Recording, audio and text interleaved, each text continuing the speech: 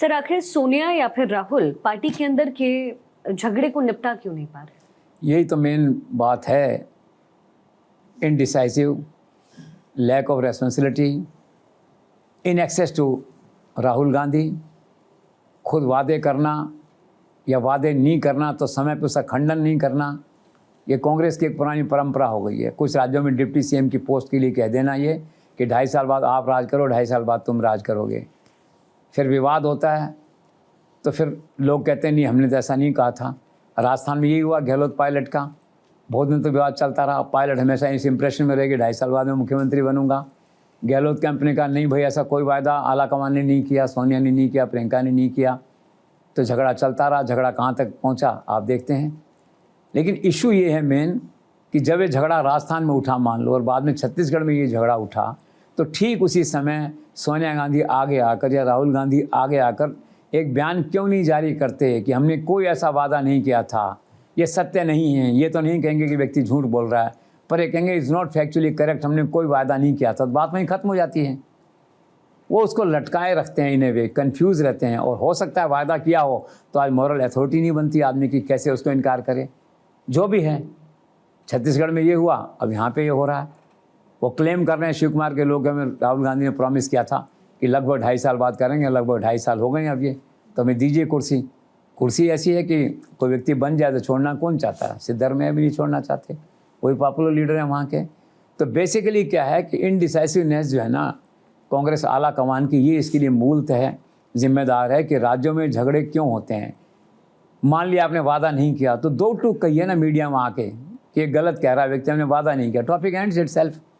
वो नहीं होगा यहाँ पे।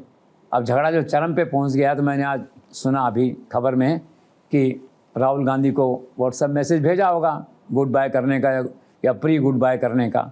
तो राहुल गांधी का जवाब आया है, जो बहुत रेयर चीज़ है। उसका जवाब आया कि कृपया इंतज़ार कीजिए, मैं आपको कॉल करूँगा। तो लेट्स सी। लेकिन मेन जो इशू है ना वो ये है कि जब तक आप पार्टी को उस तरह से नहीं चलाएंगे, आपके एक्सेस नहीं होगी लोगों तक जो है, तो नहीं होगा। अभी क्या हुआ वहाँ पे देखिए, बिहार के अंदर पार्टी हार गई, ठीक है, हार गई। खड़गे परेशान हुए तो उन्होंने सोनिया गांधी को फ़ोन किया।